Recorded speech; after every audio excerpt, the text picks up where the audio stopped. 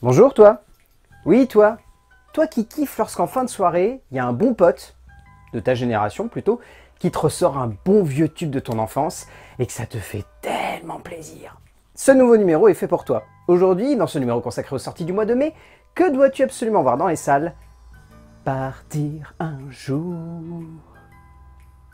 Il n'est jamais facile pour un auteur de baser un métrage sur une idée, même la meilleure du monde. Et encore plus difficile de chercher à creuser cela dans un format court avec l'ambition derrière de construire quelque chose de plus imposant, de plus marquant, de plus costaud, soit tout simplement un long métrage qui pourrait porter cette idée courte plus loin de façon plus épanouie et avec surtout encore plus d'impact sur le spectateur. Amélie Bonin a pourtant réussi à construire cela avec son premier long métrage de cinéma, après avoir gagné un César du meilleur court métrage, le tout au cœur d'un moment de 7e art tout simplement entraînant, une pure petite perle de cinéma à la française qui parvient à sonner comme fraîche, comme entraînante, comme radieuse même, et qui surtout sonne comme dans la pure mouvance de tout un travail cinématographique construit depuis maintenant quelques années autour de cette idée que le musical, dans un moment de cinéma, ne doit pas sonner comme maladroit, mais comme logique et clair, comme c'est le cas ici. Tout cela commençant par un travail d'écriture minutieux et particulièrement juste. Offert par Bonin elle-même, accompagnée de Dimitri Lucas, le scénario se pose comme une jolie réflexion à la fois sur la famille et sur l'accroche que l'on a avec celle-ci, mais également sur cette idée que l'on ne peut pas toujours tout contrôler,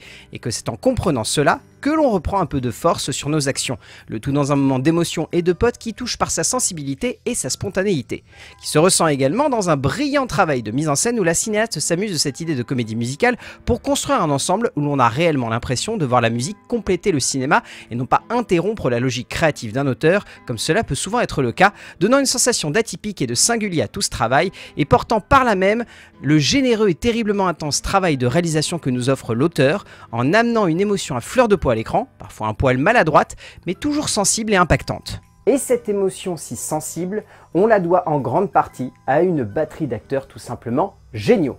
Déjà, il faut tout de suite citer les excellents François Rolin et Dominique Blanc, les deux étant tout simplement parfaits dans les rôles des parents. Ensuite, Toufik Jalab est impérial, le jeune acteur démontrant une nouvelle fois qu'il est un brillant second couteau du cinéma français, mais surtout, il y a la confirmation ultime de Bastien Bouillon, ici tout simplement immense, sensible et d'une grande justesse, et surtout, la révélation actrice qu'est Juliette Armanet, brillante du début à la fin du métrage, tout en retenue et pourtant en sensibilité. Ce qui aurait pu être un joli moment d'émotion, un poil cliché et trop référencé, s'avère être une véritable surprise qui fait énormément de bien et que son auteur, totalement emmené par cette envie de vouloir rendre hommage à une époque, livre avec passion, avec fantaisie, avec drôlerie et finesse, le temps d'un moment de cinéma qui donne clairement envie de voir ce qu'Amélie Bonin va nous offrir par la suite, en espérant que cela soit à la hauteur de ce premier long métrage très prometteur. Vous l'aurez compris donc, foncez voir Partir un jour. Vous allez ressortir avec le smile, vous allez ressortir avec une joie de vivre folle, vous allez surkiffer réentendre ces tubes qui ont bercé votre enfance et vous allez surtout vous dire que ça fait du bien quand une cinéaste décide de voir la vie du bon côté et si possible en chanson.